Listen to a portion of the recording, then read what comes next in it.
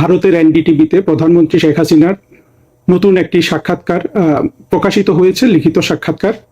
সেখানে তিনি দৃঢ় কণ্ঠে ঘোষণা করেছেন তিনি এই বছরই বাংলাদেশে ফিরবেন। গুরুত্বপূর্ণ এই সাক্ষাৎকারটি আমি ইতিমধ্যে বাংলা তর্জমা করে সেটা রেকর্ড আমার ইউটিউবে প্রকাশ করেছি, আপনারা নিশ্চয়ই অনেকে সেটা শুনেছেন। কিন্তু এই ভাষণ থেকে আমরা কি পাঠ করলাম? প্রধানমন্ত্রী যে বলছেন তিনি দেশে ফিরবেন, তার বাস্তবতা কতটুকু, প্রয়োজনীয়তা কতটুকু, এবং একই সাথে প্রধানমন্ত্রী শেখ হাসিনার জীবন সংগ্রামটা কি সেটা নিয়ে একটু আলোচনা করব। আশা করি সবাই সাথে থাকবেন। প্রধানমন্ত্রী শেখ হাসিনা যে বারবার বলছেন তিনি দেশে আসবেন, এটাকে আমরা কতটা গুরুত্ব দিব? প্রধানমন্ত্রী শেখ হাসিনা কি অতীতে এমন কোনো কথা বলেছেন যেটা তিনি করেননি? সেই পদ্মা সেতুর কথা স্মরণ করুন না কেন? মনে আছে আপনাদের, বিশ্বের সবচেয়ে ক্ষমতাধর ব্যক্তি হিলারি ক্লিন্টন এবং বিল ক্লিন্টন কে সাথে নিয়ে ষড়যন্ত্র করে ইউনূস যখন পদ্মা সেতুর নির্মাণ থেকে বিশ্ব ব্যাংকে সরিয়ে নিল, তখন বাংলাদেশের বড় বড় অর্থনীতিবিদ নামে পরিচিত দুর্বৃত্তরা, যেমন দেবপ্রিয় ভট্টাচার্য, আকবর আলী খান, সাথে ডেইলি স্টার, প্রথম আলো, এরা একের পর এক প্রচারণা চালাচ্ছিল যে পদ্মা সেতু একটা অবাস্তব কল্পনা যদি সাথে বিশ্ব ব্যাংক না থাকে। সেই অবস্থায় বাংলাদেশের একটি মাত্র মানুষ সাহস করে ঘুরে দাঁড়িয়েছিলেন, বলেছিলেন না আমি পদ্মা সেতু করব, বিশ্ব ব্যাংক ছাড়াই করব, নিজের অর্থায়নে করব। কে দাঁড়িয়েছিলেন? শেখ হাসিনা। এবং আমরা কিন্তু বাংলাদেশের কোনো মানুষ বিশ্বাস করিনি এটাকে। আমরা ভেবেছিলাম যে শেখ হাসিনা বলছেন কিন্তু তিনি করতে পারবেন না, যত সদিচ্ছাই থাকুক। পরবর্তীতে আপনারা দেখেছেন সকল গুজব, সকল জল্পনা কল্পনাকে ভেদ করে শেখ হাসিনা পদ্মা সেতু নির্মাণ করে ছেড়েছেন। এটা তো শুধু একটা বিষয় না, বাংলাদেশের যা কিছু অর্থনৈতিক উন্নয়ন সেগুলোর বিরুদ্ধে কিন্তু অনেকেই অনেক ধরনের আপনার নিরুৎসাহিত করেছিল, শেখ হাসিনা সেগুলো করে ছেড়েছেন। শেখ হাসিনাকে যারা চেনেন তারা জানেন যে শেখ হাসিনা যেটা বলেন সেটা করেন। কিন্তু এই যে শেখ হাসিনা বাংলাদেশে আসবেন, এইটার পেছনে বাস্তবতা কতটুকু, মানুষের অবস্থাটা কি, সেটা একটু দেখুন। এই যে 2024-এর জঙ্গি উত্থান হয়ে গেল, এই উত্থানের যারা সরাসরি বেনিফিশিয়ারি, ধরেন আত্মঘাতী চরমপন্থী হাসনাত নাহিদ, কিংবা জামাতের শফিক, কিংবা এমনকি বিএনপি, যেহেতু তারা এই চরমপন্থা উত্থাপনের সরাসরি সবচেয়ে বড় লাভবান, কারণ তারা সরকার গঠন করেছে, রাজনৈতিক ক্ষমতায় এসেছে। এই মানুষগুলো বাদ দিলে বা এই শক্তিগুলোকে বাদ দিলে আপনি অন্য একজন মানুষকে জিজ্ঞেস করেন তো, যারা 2024-এর জঙ্গি উত্থানে জড়িত হয়েছিল, যারা সেখানে আপনার গিয়েছিল, তাদের একটা মানুষ কি আজ পর্যন্ত বলেছে যে এই জঙ্গি উত্থানের ফলে তারা ভালো একটা কিছু পেয়েছে? আপনি নুরুল কবিরকে জিজ্ঞেস করুন তো, নুরুল কবিরের তো প্রচুর ইন্টারভিউ আমরা তৃতীয় মাত্রা ইত্যাদিতে দেখি। সে তো এই 24-এর জঙ্গি উত্থানে যারা সবচেয়ে বড় সহযোগী হয়েছে তাদের মধ্যে অন্তত সবচেয়ে শোভন বুদ্ধিজীবী। সে কি বলে? সে কি একবারও কি আশাপ্রদ কিছু বলেছে এর মধ্যে? দেখবেন তার কণ্ঠে ব্যাপক হতাশা, যে কি চেয়েছিলাম কি হয়ে গেল। তারপরে আপনি যদি আরো কিছু বিখ্যাত সাংবাদিককে নেন, ধরেন আনিস আলমগীর। আনিস আলমগীর তো সোৎসাহে 24-এর এই জঙ্গি উত্থানের যে আন্দোলন সেটাতে আপনার সামিল হয়েছিলেন। তিনি কি বলছেন এখন? তিনি বলছেন যে আমি প্রতারিত হয়েছি, ইউনূস আমাকে প্রতারিত করেছে, সেই চরমপন্থীরা আমাকে প্রতারিত করেছে। আমাদের বিখ্যাত সাংবাদিক পান্না, মঞ্জুরুল আলম খান পান্না, তার কথা শুনুন। কিংবা এমনকি যারা আরো ডিউবিয়াস ক্যারেক্টার, যেমন মাসুদ কামাল, আরো ডিউবিয়াস ক্যারেক্টার আছে অনেকগুলো, এদের কাছে শুনুন তো 2024-এর জঙ্গি উত্থানের ব্যাপারে এদের কণ্ঠে হতাশাটা দেখুন। আপনাদের কি মনে হয় যদি ইউনূস বা সেই চরমপন্থীরা দেশ শাসনে কিংবা টিকে থাকার সংগ্রামে ন্যূনতম সাফল্য দেখাতে পারলে, এই ধরনের একটা লোককেও কি আপনি বলতে শুনতেন যে তারা ভুল করেছে, যে এটা ব্যর্থ হয়েছে? না, আপনি কিন্তু শুনতেন না। এখন আমাদের বন্ধু তারা সবাই, কিন্তু এরা সবাই কিন্তু ইউনূসের সহযোগী হতেন এবং সেই দিকেই থাকতেন। সেই অবস্থাটা কি হয়েছে? হয়নি।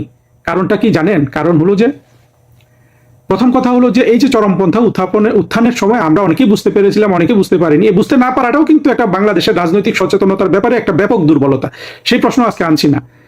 কিন্তু এই যে লোকগুলো দেখলো যে ব্যর্থ হয়েছে, এই ব্যর্থতার কারণটা কি? মূল কারণটা হলো যে আপনার ষড়যন্ত্র করে সভ্যতার বিরুদ্ধে গিয়ে, ইতিহাসের বিরুদ্ধে গিয়ে একটা রাষ্ট্র দখল করে সেই রাষ্ট্রটাকে আপনার কুক্ষিগত করা যায় না, যেটা জঙ্গিরা চেয়েছিল, যারা শফিকরা যেটা চেয়েছিল যে বাংলাদেশের মুক্তিযুদ্ধের চেতনার বিপক্ষে গিয়ে বাংলাদেশকে তারা একটা চরমপন্থী রাষ্ট্রে পরিণত করবে।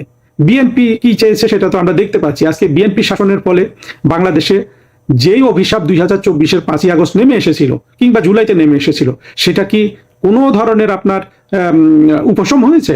খুন খারাপি কমেছে? আইন শৃঙ্খলার উন্নতি হয়েছে? অর্থনীতির ক্ষেত্রে কি কোনো আপনার সুসংবাদ আছে? আমাদের যে তরুণ সমাজের যে ভবিষ্যৎ ইউনুস এবং জঙ্গিরা নষ্ট করে দিয়ে গেল, সেখানে কি তারেক রহমান কোনো আশাবাদ জাগ্রত করতে পেরেছিলেন?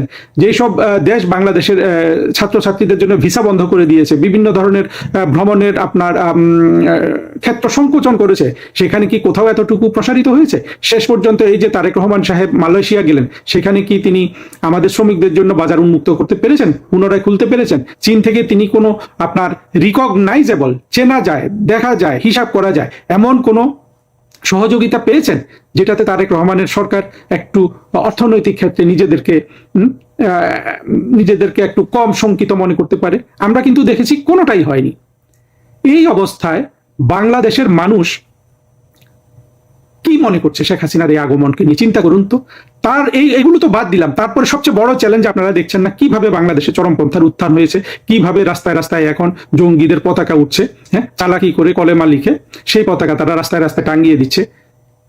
এই অবস্থাটা তো আমরা জঙ্গিদের চরমপন্থার উত্থান যেটা হচ্ছিল জুলাইতে 2024 তখনই দেখছিলাম। নুরুল কবিররা হয়তো দেখে নাই, মাহফুজ আনাম হয়তো দেখে নাই, মতিউর রহমান হয়তো দেখে নাই, কিন্তু দেখেন আজকে যে চরমপন্থীরা ধীরে ধীরে বাংলাদেশ দখল করে নিচ্ছে এবং যেটার সাথে সংগ্রাম করে তারেক রহমানের টিকে থাকার কোনো সম্ভাবনা নাই। আমরা এমনকি 2001 থেকে 6 সালেও দেখেছি যে তারেক রহমান এইসব চরমপন্থীদের একদিক থেকে তো উনি এদের প্রশ্রয় দেন, আরেক দিক থেকে উনি চাইলেও তাদেরকে উনি দমন করতে পারেন না, এবং দমন করতে গেলে তারা যেইভাবে তারেক রহমানের উপর খেপবে, সেইখান থেকে কিন্তু তারেক রহমানের জীবনহানিরও কিন্তু আশঙ্কা আছে, আমি এটা আগাম বলে রাখলাম। এবং যেই নুরুল কবির, মতি, মাহফুজ এরা চরমপন্থা উত্থানে সরাসরি আপনার সহযোগী হয়েছে, এমনকি সলিমুল্লাহ খান, ফরহাদ মজার, এগুলো প্রত্যেকটা লোককে প্রকাশ্য দিবালোকে আপনার চরমপন্থীরা যারা আজকে কলেমার পতাকা উত্তোলন করছে, এরা যদি ভালোভাবে গেড়ে বসতে পারে, প্রত্যেকটা লোকে কিন্তু আপনার চৌরাস্তার মাঝখানে এনে কিন্তু জবাই করবে। কারণ এই লোকগুলো প্রত্যেকে নাস্তিক অথবা সমাজে এমন কিছু করেছে যেটাকে তারা মনে করে যে ওই চরমপন্থীদের যেসব ধর্মীয় বিষয় টিষয় সেগুলোতে তারা চরম ব্যত্যয় ঘটিয়েছে। দেখেন, যারা সবচেয়ে বেশি এগুলোতে উৎসাহিত হয়েছে সেই লোকগুলোর জীবন কিন্তু, এই লোকগুলো কত বছর বেঁচে থাকবে, আজকে কালকে কেউ মরে যেতে পারে, সবই বয়স্ক, সেগুলো মানি, কিন্তু এদের জীবন কিন্তু সবচেয়ে বড় শঙ্কার বিষয় হয়ে দাঁড়িয়েছে এই চরমপন্থীদের সাথে যাওয়ার কারণে। পাশাপাশি দেখেন আন্তর্জাতিক ক্ষেত্র কি মনে করবে? মার্কিন যুক্তরাষ্ট্র তো নিজেকে চরম আপনার হতাশ মনে করবে। মার্কিন যুক্তরাষ্ট্র 2024 চরমপন্থার উত্থানে সহযোগী হয়েছিল, এখন তারা নিজেদেরকে প্রতারিত ছাড়া কি ভাবে, যেভাবে কলেমার পতাকা নিয়ে জঙ্গিরা বাংলাদেশ ছেয়ে ফেলছে।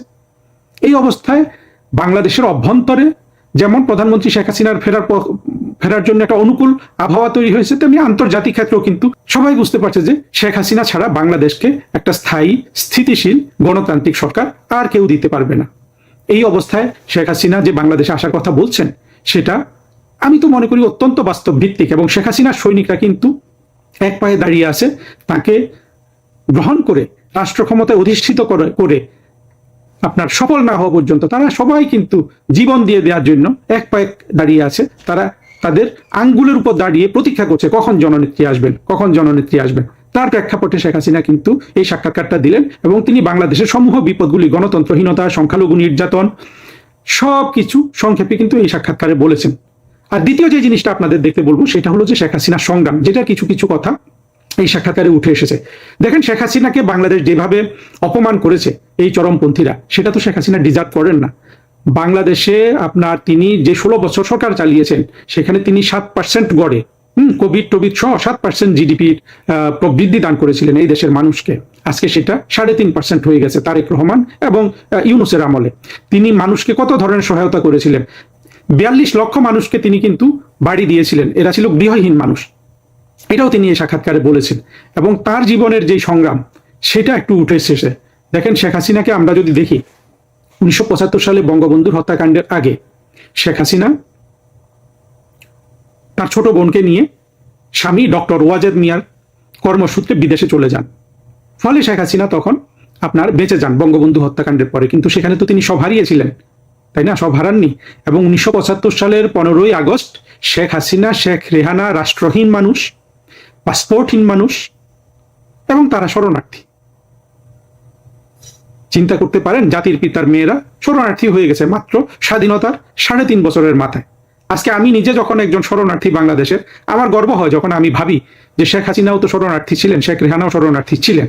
আমরা তো বাংলাদেশের জন্যই, আজকে যারা আমরা রাজনৈতিক শরণার্থী, তারা তো বাংলাদেশের জন্য শরণার্থী হয়েছি। কোন বাংলাদেশ? মুক্তিযুদ্ধের বাংলাদেশ, গণতান্ত্রিক বাংলাদেশ, আধুনিক, উদার, ধর্মনিরপেক্ষ, অসাম্প্রদায়িক, স্থিতিশীল, সমৃদ্ধ, ভবিষ্যৎমুখী বাংলাদেশ। আমাদেরকে যারা টিক্কারি মারবেন তারা কারা? তারা চান চরমপন্থার বাংলাদেশ, যেটা দেখতে পাচ্ছেন না, পতাকা তুলে তুলে সব মানুষ তো আজকে ভয় কাঁপছে। সেই 2 কোটি জঙ্গিদের সমর্থক ছাড়া সবাই ভয় কাঁপছে না জঙ্গিদের।